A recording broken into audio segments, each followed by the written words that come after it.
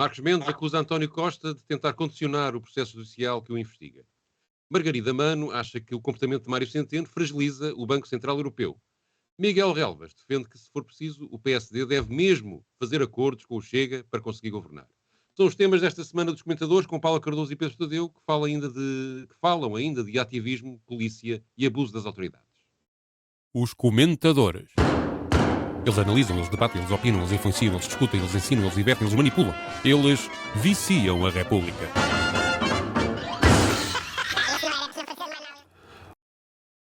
Ora, cá estamos para mais uma edição de Os Comentadores. Do Nuno Ramos de Almeida falta outra vez. Vai levar uma nota a vermelho no caderno, no livro de ponto.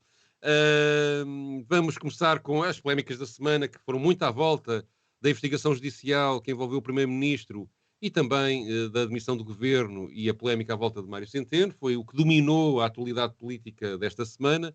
Vamos começar com o comentário de Marcos Mendes no domingo passado, que estraçalhou António Costa a propósito da sua intervenção no sábado, na véspera, acusando de tentar condicionar o Supremo Tribunal de Justiça. Vamos ouvir.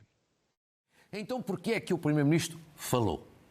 Do meu ponto de vista, os investimentos foram um pretexto. Porque o real, verdadeiro objetivo foi tentar condicionar a justiça. Portanto, partilha dessa leitura que muitos outros fazem. É completamente óbvia. Da direita à esquerda não oferece uma dúvida. Foi uma tentativa de condicionar a justiça. E de que forma é que Agora, tentativa de condicionar o Ministério Público, por um lado, e tentativa de condicionar o Supremo Tribunal de Justiça e os conselheiros do Supremo Tribunal de Justiça, por outro. E eu diria que tentar condicionar o Ministério Público já acho um atrevimento. E tentar condicionar juízes, conselheiros do Supremo Tribunal de Justiça, acho mesmo uma indecência. Ou seja, o Primeiro-Ministro teve aqui um comportamento absolutamente inaceitável. Um Primeiro-Ministro a tentar condicionar a Justiça. Claro que ele diz que respeita a Justiça, mas depois... Paula, achas que o Primeiro-Ministro foi indecente? Como diz o Marcos Mendes? Não utilizaria essa palavra, mas que também me surpreendeu aquela comunicação a um sábado, às 20 horas, depois dos acontecimentos que tinham marcado a primeira intervenção, que essa eu achei que foi muito, muito adequada, portanto, que António Costa esteve bem no momento da despedida. Não acho mesmo em relação a esta declaração de sábado. Sobre esta possibilidade que está aqui a ser trazida de ser uma forma de condicionar, eu acho que não é inocente esta comunicação ter vindo antes de sabermos que determinadas as medidas de coação, portanto, ligadas a este caso. Toda a intervenção foi muito focada numa espécie de aula sobre como é que se governa, como é que o governo deve lidar com esta questão dos investimentos, qual é que é a sua importância e porque é que esta intervenção aconteceu, trazendo, não falando obviamente logo no início deste caso em concreto, portanto dando aqui um enquadramento um bocado geral de como é que é importante atrair investimento estrangeiro, de que existem regras para cumprir, portanto que isto não é feito de forma errada, dando aqui também uma ideia que eu acho que é bastante romântica dos procedimentos, não é? Que é, temos leis e parece que as leis funcionam perfeitamente e que não é possível contorná-las. Aqui o que está sempre em causa, quando estamos a falar destes casos de corrupção, tráfico de influências, é justamente as formas que se vão encontrando e que nós sabemos que elas vão sendo encontradas dos responsáveis políticos irem contornando as leis para se beneficiarem, portanto, individualmente, a partir destes tais negócios, portanto, é a gestão da coisa pública como se ela fosse privada. E toda esta comunicação, para mim, enfim, não consiga ser assim tão contundente como foi Marcos Mendes. Eu concordo que existe aqui um timing que é bastante questionável. Portanto, não vou falar apenas do conteúdo, porque este já o trouxe e acho que, enfim, há aqui muito, muito romantismo na forma como esta questão dos investimentos é trazida, mas questiono-me do porquê do sábado, não é?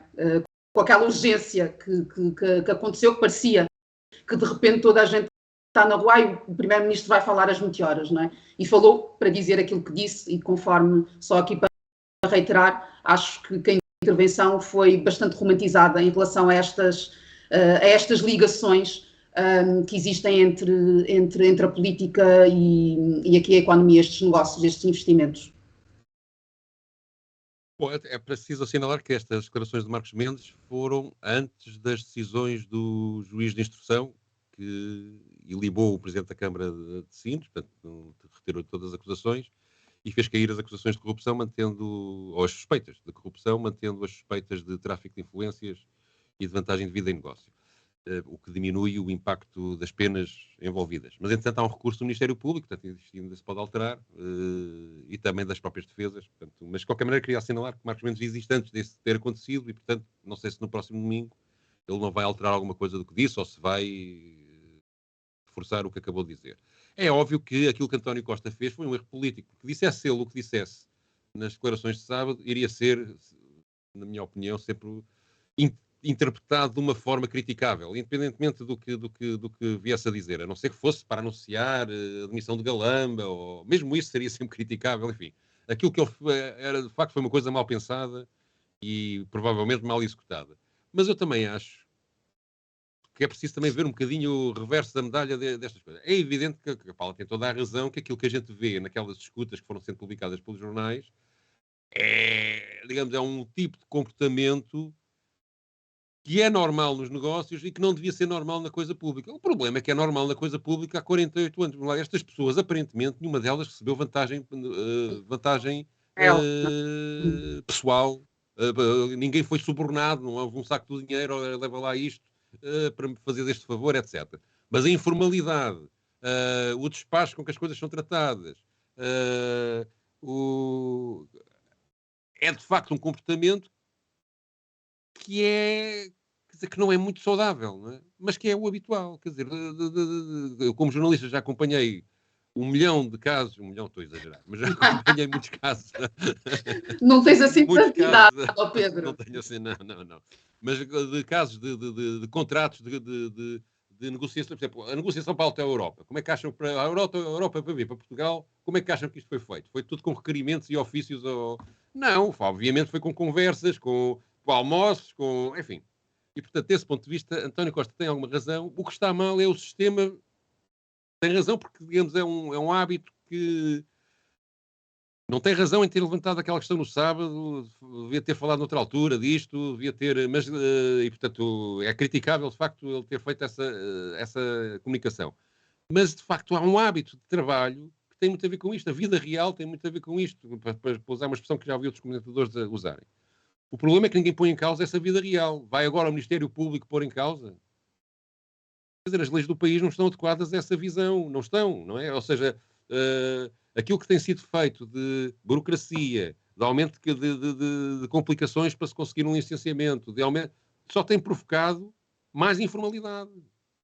Só tem provocado, ou seja, em vez de haver processos relativamente simples, mas claros e que toda a gente compreenda, de controle do tráfico de influências e da corrupção, não. Há uma teia para aprovar uma coisa simples numa Câmara Municipal, por exemplo, é uma complicação muito, muito grande. Comprar uma meia dúzia de canetas é preciso um requerimento. É aquela isso tudo dizer uma coisa que é o criar problemas para depois se venderem, de se negociarem as soluções, não é?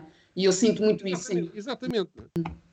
E este Lacerda Machado é um negociador de soluções. Foi para isso que ele foi pago. É o ordenado dele, é para ser influencer e arranjar as soluções que, digamos, o funcionamento do Estado, este afogamento do Estado numa muralha burocrática que supostamente é para limpá-lo da corrupção, só serve os interesses privados, funciona precisamente ao contrário, como estas conversas revelam. Agora, daqui a que haja crimes, eu acho isso muito pouco, ainda não vi, pode ser que sim, acho que o Ministério Público tem que aprofundar o trabalho, porque aquilo que mostrou até agora não é nada convincente. E já agora também só dizer mais uma coisinha, peço desculpa, o Ministério Público e a Justiça também não pode viver numa redoma em que ninguém a pode criticar, quer dizer, também, vamos lá ver, quando estão no seu trabalho, quando deixam sair informações antes de tempo e violando claramente o segredo de justiça, sendo eles os guardiães do segredo de justiça não podem deixar as coisas sair. Portanto, elas saem, pode ser que não sejam eles os atores que fornecem aos jornalistas as informações que violam o segredo de justiça. Mas que são eles que as deviam guardar, são. Totalmente de acordo, sim. E, portanto, não é? E ainda esta semana, 2 jornalistas foram condenados por violação de segredo de justiça, o Henrique Mendonça e o Carlos Rodrigues Lima, e tinham sido absolvidos numa primeira instância. E a relação veio agora condená-los, e eu receio que este tipo de comportamentos, digamos, só na ponta final da violação de segredo de justiça serem penalizados os jornalistas, esconde que o problema está a montante e que quem devia guardá-lo, já nem digo, enfim, quem devia guardá-lo não o guarda, não é? E isso parece-me bastante mais grave. Vamos mudar de assunto, embora dentro deste cenário da crise, a não ser que tenhas mais alguma coisa para acrescentar. Zero. Eu presumi que não, mas zero. Zero. Acho que está tudo aquilo que tinha de ser assinalado. Muito bem. Margarida Amano, que é da Transparência Internacional, foi chamada para comentar o comportamento de Mário Centeno, o governador do Banco de Portugal, que foi convidado para o governo. Depois isto criou uma polémica com o governador a ser acusado de ter perdido a independência por se ter embrulhado nesta crise. Vamos ouvir o que Margarida Amano tem a dizer sobre isto. Aquilo que me parece é que Mário Centeno, com este comportamento, eu diria que fragiliza o Banco Central Europeu. E aquilo que poderá, enfim, aquilo que passará eventualmente é a ideia de que Mário Centeno não tem claro que só responde perante o Banco Central Europeu. Não responde perante os investidores estrangeiros, não responde... E, portanto, esta ideia de, perante uma situação de dúvida do ponto de vista de comportamentos, de atitudes, de processos, esta ideia de dar uma entrevista a um meio de comunicação, neste caso internacional, eu diria que é quase inadmissível. E, portanto, a Comissão de Ética sobre isso não se pronuncia. Portanto, não se pronuncia, naturalmente, sobre os comportamentos consequentes do Governo, mas, obviamente, que nós aqui também temos que ter em conta que, no fundo, aquilo que pode ter feito, no fundo, para defender o próprio Banco de Portugal. Eu penso que nós estamos numa situação tão delicada do ponto de vista a vários níveis, mas vamos olhar para esse... Que acho que é muito importante que, não se tendo concretizado, a situação... apesar de ter efeitos colaterais, que são reconhecidos pela Comissão de Ética, mas eu penso que aqui o nosso foco, de facto, deve estar no respeito pelas regras e no respeito pela transparência e no respeito pela integridade, que obrigariam a que fique gravado para os atores atuais e para futuros que estas passagens de governo, de Ministério de Finanças para Governador do Banco de Portugal, de Governador do Banco de Portugal para Primeiro-Ministro, é absolutamente obtusa, absolutamente contra todas as regras e mais, a sensação que dá é que há os escolhidos, os eleitos, que estão em qualquer lugar. Nós estamos numa democracia, num Estado de Direito, e as regras têm que ser cumpridas. Só para enquadrar aqui algumas coisas que Margarida Amano disse, portanto, Mário Centeno foi convidado a formar um possível governo que depois o Presidente da República não aceitou. Isso criou uma polémica, ele fez declarações que depois o Presidente da República desmentiu e depois ainda deu uma entrevista ao Financial Times, é essa entrevista que ela se refere, para tentar corrigir a situação e, portanto, tudo isso criou uma confusão política enorme. E, Paulo, o que é que achaste desta tal confusão política? Olha, primeiro esta questão do comportamento fragiliza, eu gostava de perceber que o comportamento no meio disto tudo, porque nos últimos dias já se escreveu e já se disse tanta coisa sobre este caso, que eu continuo sem perceber, tendo sido convidado como foi por António Costa, se Mário Centeno aceitou, porque António Costa foi muito rápido em vir a público, e esse comportamento é que eu, mais uma vez, questiono, porque esta questão da independência que se pretende do Governador do Banco de Portugal e aquilo que Margarida Amano está a dizer que deve prestar contas é o BCE, obviamente não é o Governo. Parece que António Costa, naquelas declarações bastante entusiásticas sobre essa possibilidade de Mário Centeno poder substituí-lo na liderança do Governo, exatamente essa necessidade, essas linhas vermelhas que estão bem traçadas. Mário Centeno, em concreto, existe esta tendência muito muito nacional, ou esta prática ignorando os nacionais, não é? Porque o Mário Centeno não só falou ao Financial Times, como agora também falou ao Bloomberg, portanto, dizendo que não tem ambições políticas, mas ele diz que recebeu um tema, que se limitou a receber um telefonema de António Costa, que muito o honrou. Portanto, eu continuo sem saber se Mário Centeno disse que sim. Portanto, eu imagino, a partir daquela euforia de tudo aquilo que se gerou, que terá dito que sim, que teria uma expectativa de que validado, até porque existe aqui toda esta questão do PRR e há muita gente a defender que esta passagem seria benéfica para Portugal com esse enquadramento.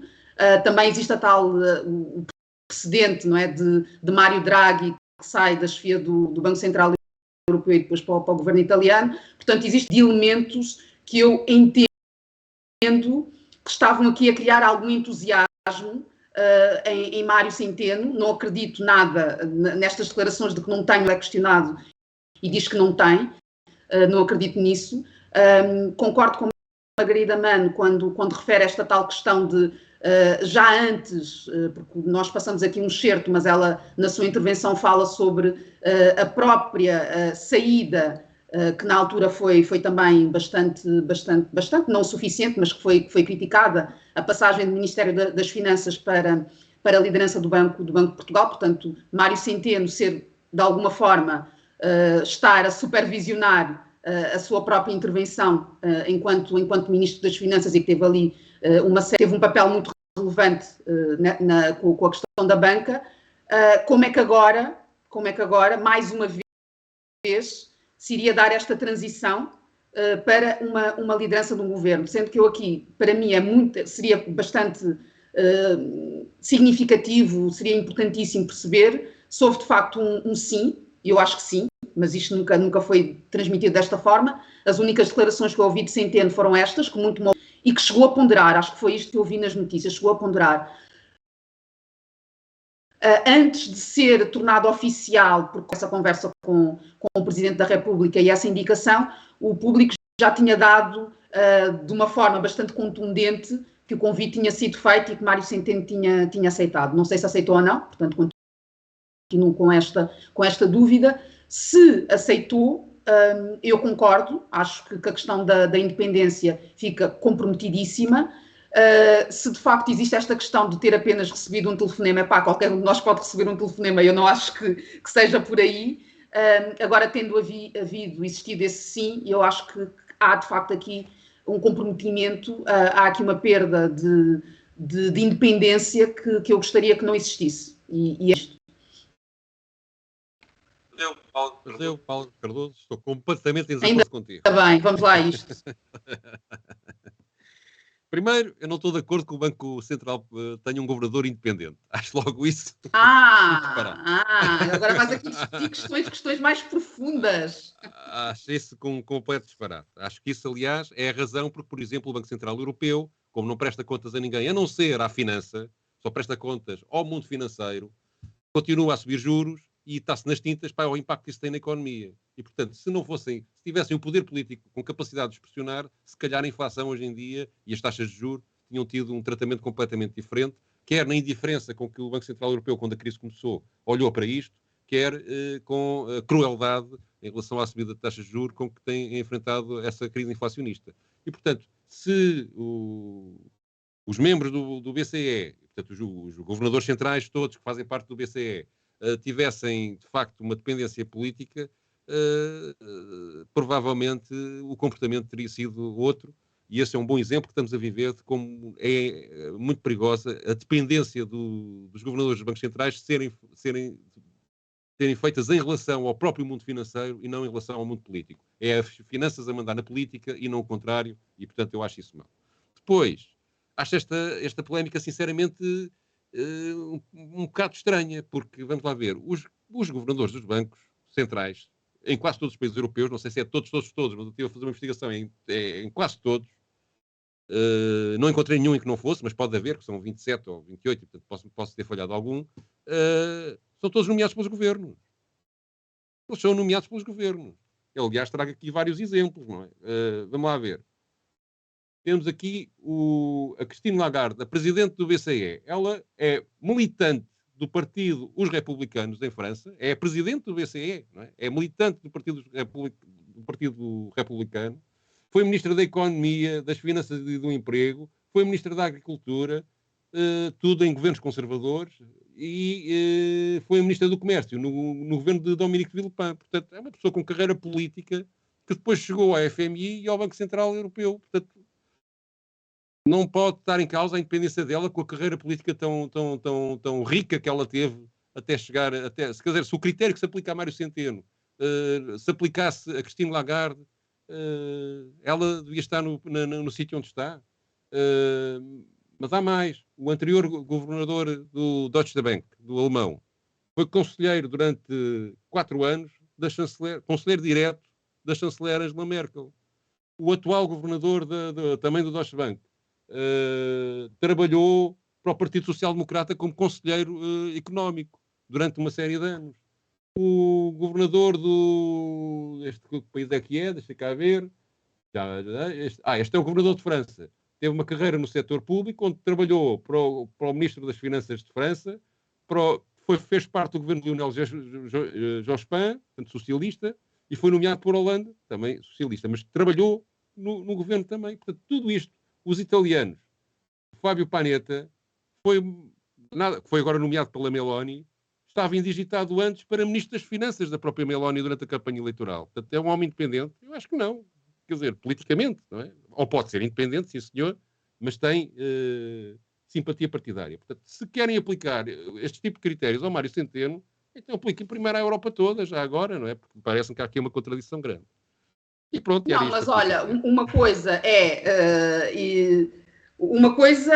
são estas ligações, e conforme estás a dizer, obviamente é nomeado pelo governo e essas tretas todas, não é? Que fazem parte destes circuitos. Mas a partir do momento em que assumem determinados códigos de conduta, de ética, e por isso é que houve aqui uma comissão de ética do Banco de Portugal a analisar o caso, eram deputados, enfim, a entender que isto tem de ser também analisado a nível europeu. Tem códigos, e dentro desses códigos há um dever de independência. Podemos questionar se isto é possível, se isto é alcançável. Mas para mim essa é outra questão. Mas que código é? Vamos lá ver, mas a Comissão de Ética reconheceu que ele não violou nenhum código. Precisamente, cumpriu os deveres gerais de conduta, sim. Portanto,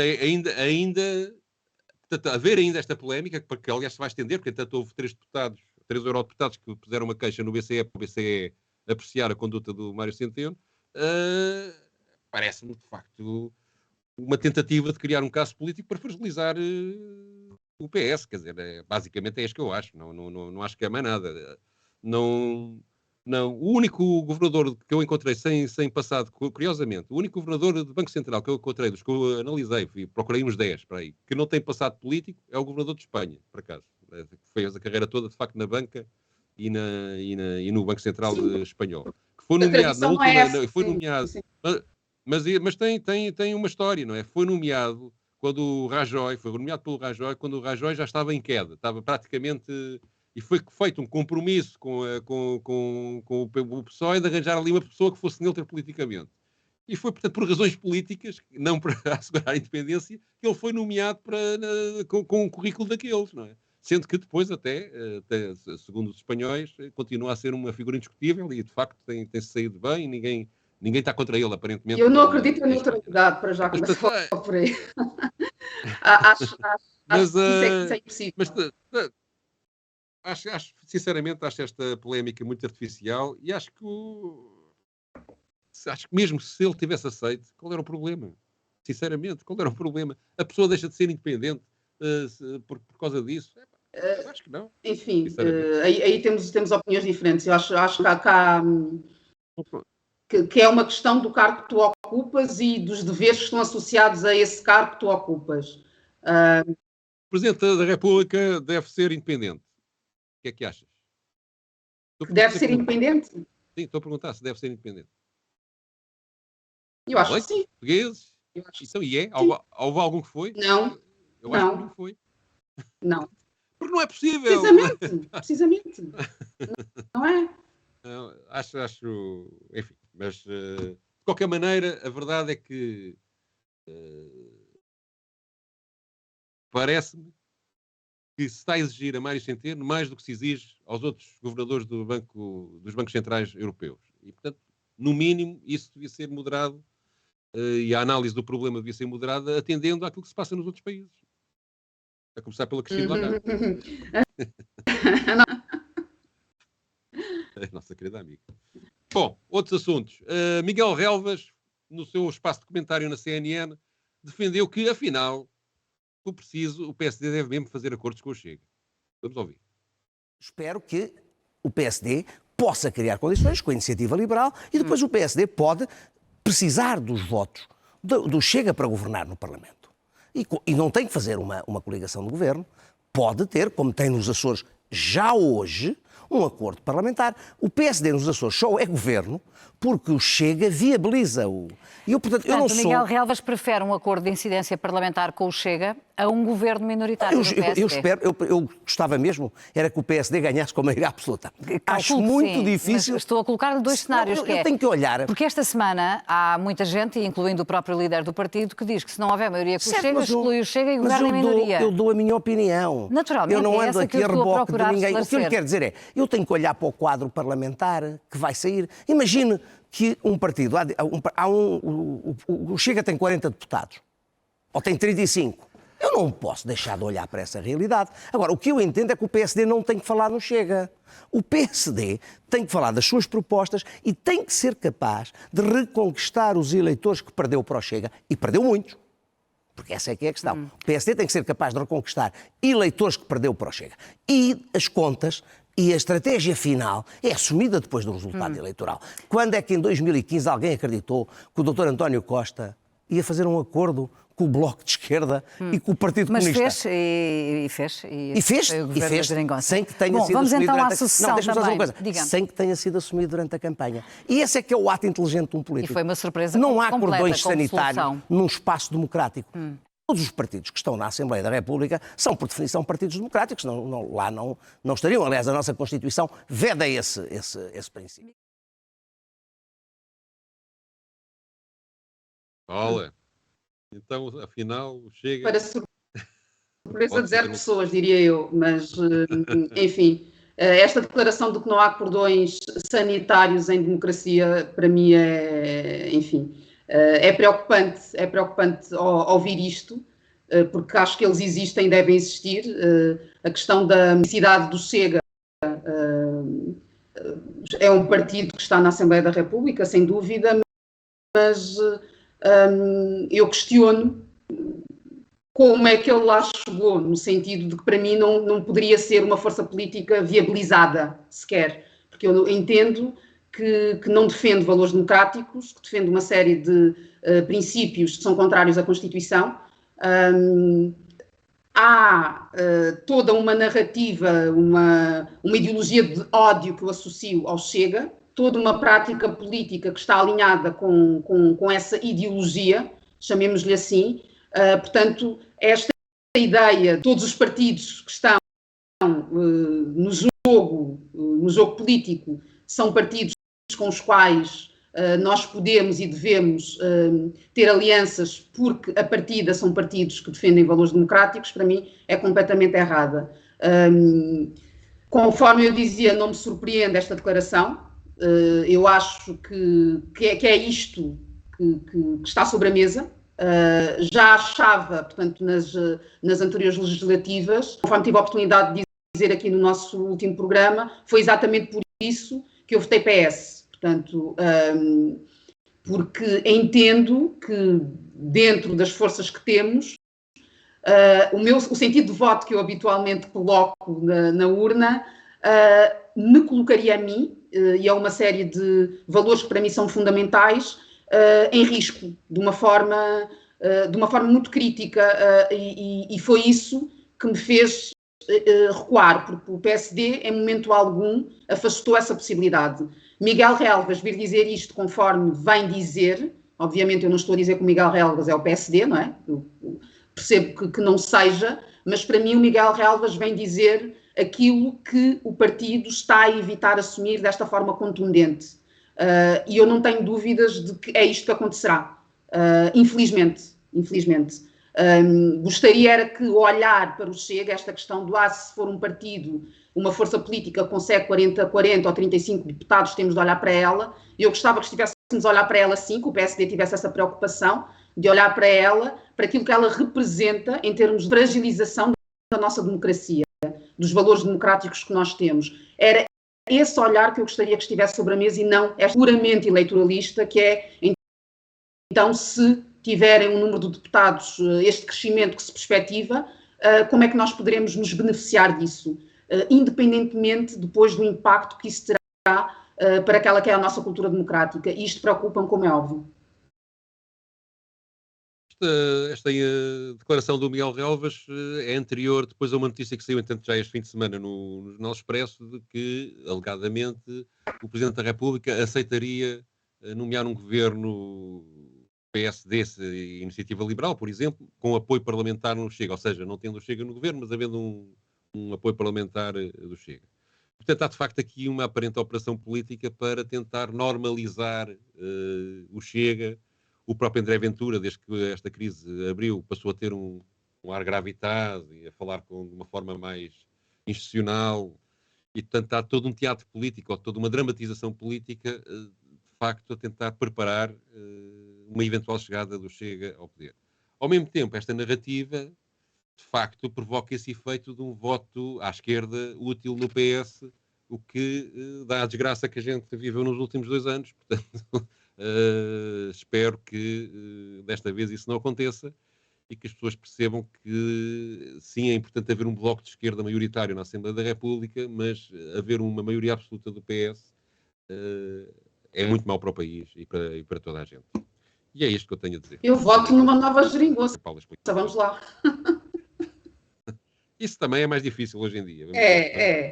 Mas o pior de tudo é mesmo esse cenário que está aqui, que está a ascensão de um crescimento para além daquele que já houve, não é? Porque de 1 para 12 já, para mim já foi uma catástrofe, enfim. Isto também tem outra coisa, que é outro efeito que está a acontecer, que é, por exemplo, as Carlos Moedas a ter um discurso cada vez mais próximo, um discurso político, com uma linguagem, um vocabulário cada vez mais próximo daquilo que as coisas... Ainda não chegou ao racismo, não é? Mas já chegou a uma intolerância em relação à esquerda e aquela ideia de celebrar o 25 de novembro, que os comunistas são o pior que há à face da terra, etc. Há toda uma retórica em que estas personagens do centro-direita tentam ultrapassar pela direita o próprio Chega para conseguir... penso que a ideia será conseguir votos de pessoas que estão zangadas com o sistema e que por isso votam no Chega. Mas a verdade é que isso normaliza, sobretudo, tem tendência a normalizar um discurso de intolerância, sobretudo em questões de racismo e questões identitárias, que é completamente inaceitável, de facto, não é? E que não é democrático, e que realmente a Constituição não permite. E a verdade é que o discurso anda por aí a espalhar-se.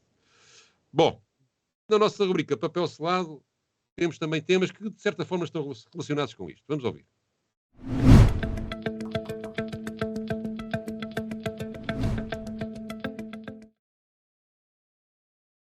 Aliás, não é ouvir, vamos ver. A polícia, uma notícia sobre o julgamento que está a decorrer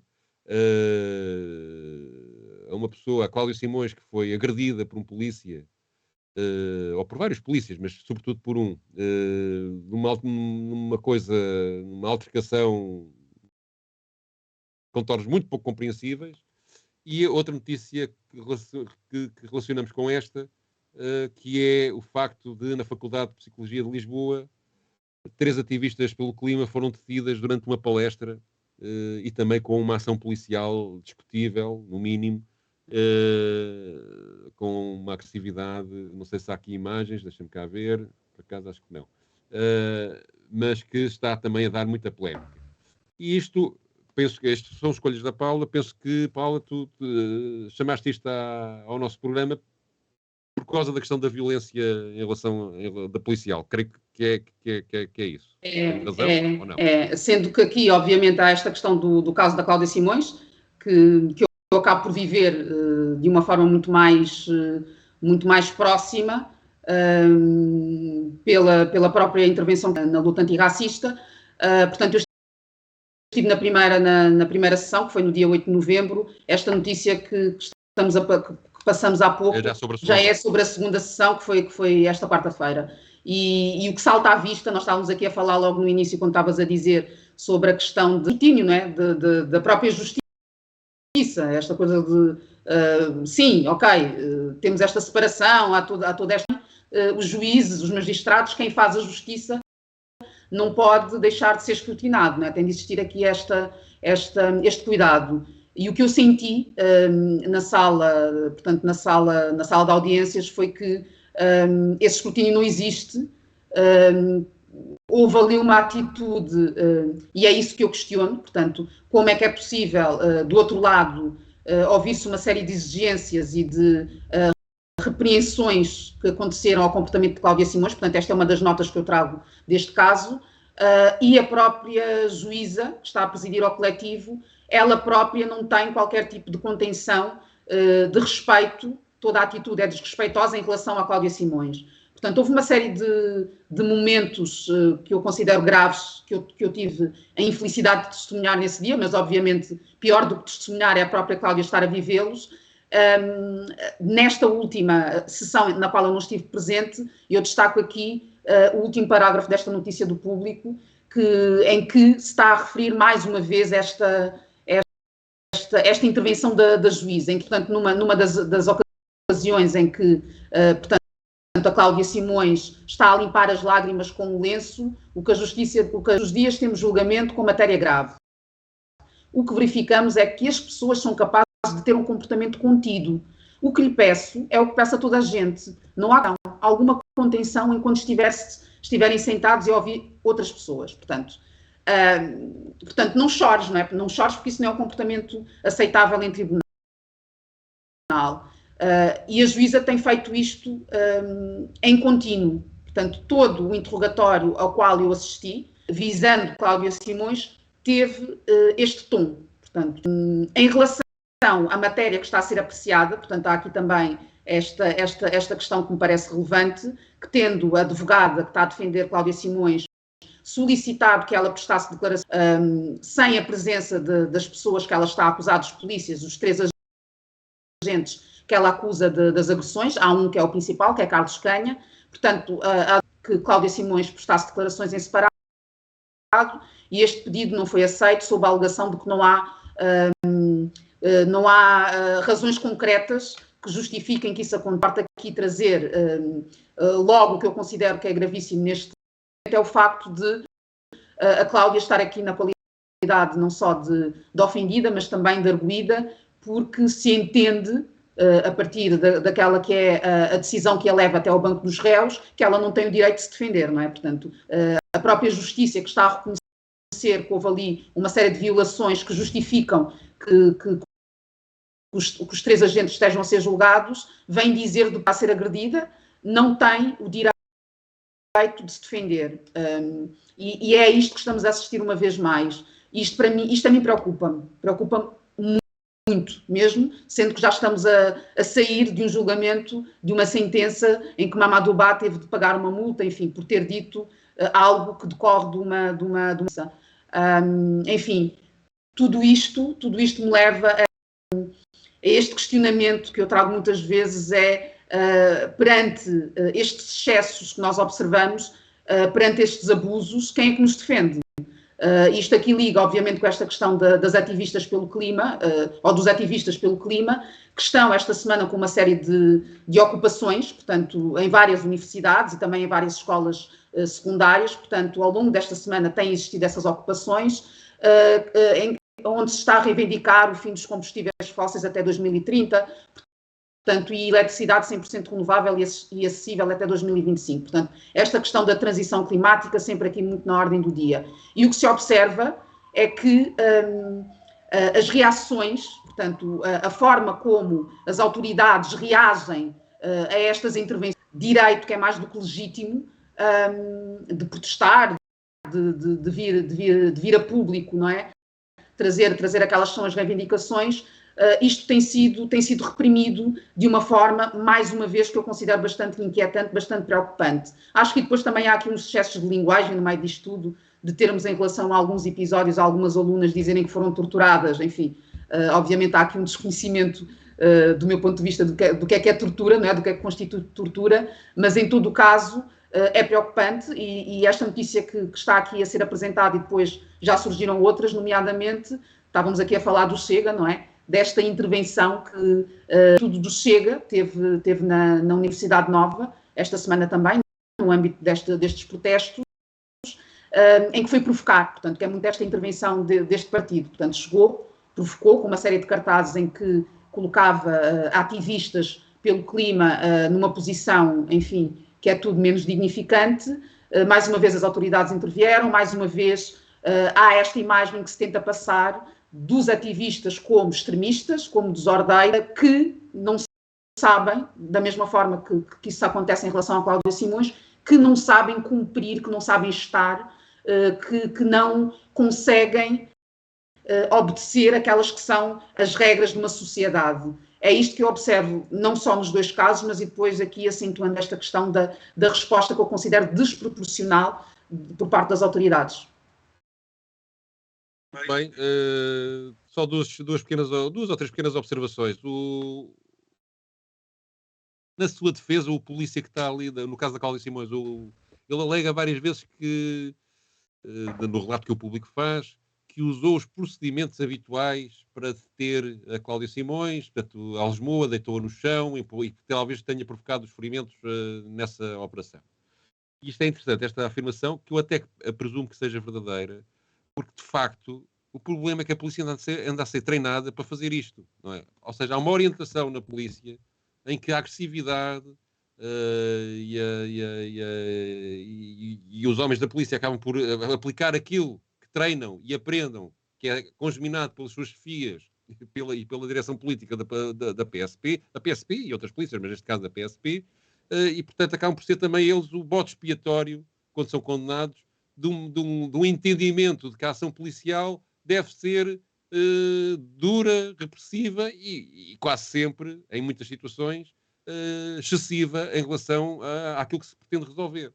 E, portanto, eu penso que era urgente. Já houve uma época em que a nossa polícia tinha, sobretudo a PSP, tinha um comportamento muito equilibrado na sua ação de repressão. É para isso que as polícias existem, é para exercer autoridade e, quando é necessário, exercer repressão, mas tinha uma noção de proporcionalidade que se perdeu. E o caso da Cláudia Simões é uma evidência, não é? Quer dizer, fosse qual fosse a razão que levou a polícia a fazer aquilo à Cláudia Simões, nada justifica ela sair dali com a cara toda negra. Quer dizer, não havia... Todos os relatos que são conhecidos sobre aquilo que se passou, não há nada que justifique aquilo. E, portanto, eu penso que quem devia estar no banco dos réus, além do próprio polícia em si, devia também estar a própria direção da PSP, porque treina os seus homens para fazer este tipo de comportamentos, e eu acho isso... Mas sabes o que a polícia disse, só desculpa estar a interromper-te, sobre o rosto desfigurado? Sim. Foi que suspeita que ela se tenha tirado do carro de patrulha quando chegaram à esquadra. Portanto, é este tipo de narrativa. Também que há uns anos um caso do assassinato de uma criança chamada Joana, que há uns 10, 15 anos, que a mãe foi condenada. Ela também, essa senhora apareceu também toda negra a dada altura, e a polícia, a judiciária nesse caso, dizia que foi ela que se atirou pela escada abaixo de propósito. Portanto, também foi bonito. O caso dos ativistas pelo clima.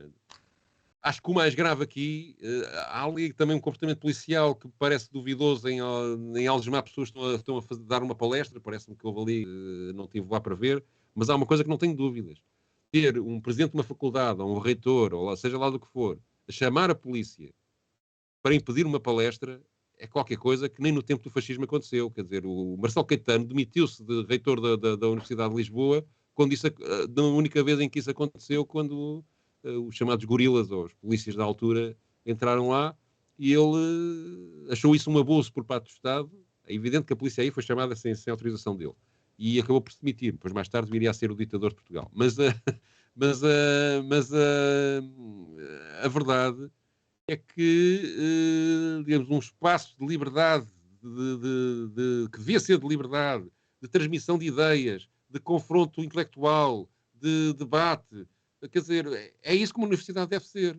E haver alguém que dá uma palestra, mesmo que seja não combinada com a direção da faculdade, ou que seja contra aquilo que a direção da faculdade pensa que deve ser o correto. Mas se alguém vai dar uma palestra, chama-se a polícia. Isto é uma coisa que eu... Não, quer dizer, chama-se a polícia para alguém que está a dar uma palestra. Francamente, acho isto inacreditável. Infelizmente já não é o primeiro caso que temos, né? Num curto espaço de tempo. Mas também é verdade que, em relação ao caso que contaste dos meninos do Chega, que depois foram para lá com os cartazes tentar provocar, que é preciso ter cabeça fria, porque, quer dizer, só estou a fazer... Quando decidem ir para o confronto com essas pessoas, só quem sai beneficiado são de facto as pessoas do Chega, não é? Portanto, não acho que é preciso, nesse ativismo todo, haver uma racionalidade e menos emoções, porque... Isso é que é tão difícil combater a extrema-direita. É mesmo. Porque é muito fácil perder a cabeça. Como é óbvio, eles também têm o direito a dar as suas palestras e a falar e a dizer que não há alterações climáticas, que é tudo uma ficção. Sim, senhora, Rita Matias é a campeã disso, tem todo o direito a fazê-lo. Mas eu acho que o combate é feito pela argumentação que ela apresenta e que eles apresentam, que é ridícula, por simplesmente, e não tem base séria nenhuma, e portanto ela morre por si. Com intimidá-los é que só se está a dar força. E eu penso que era importante os ativistas pelo clima pensarem um bocadinho nisso. E todos nós, Pedro, todos nós, que eu acho que os próximos meses vão revelar aqui, vão ser uma prova para todos nós em relação a isso. Sim, senhor. E é assim que encerramos esta edição dos Comentadores. Vamos voltar para a semana. Passem bem. Até para a semana. Os Comentadores. Eles analisam, eles debatem, eles opinam, eles influenciam, eles discutem, eles ensinam, eles divertem, eles manipulam. Eles viciam a República.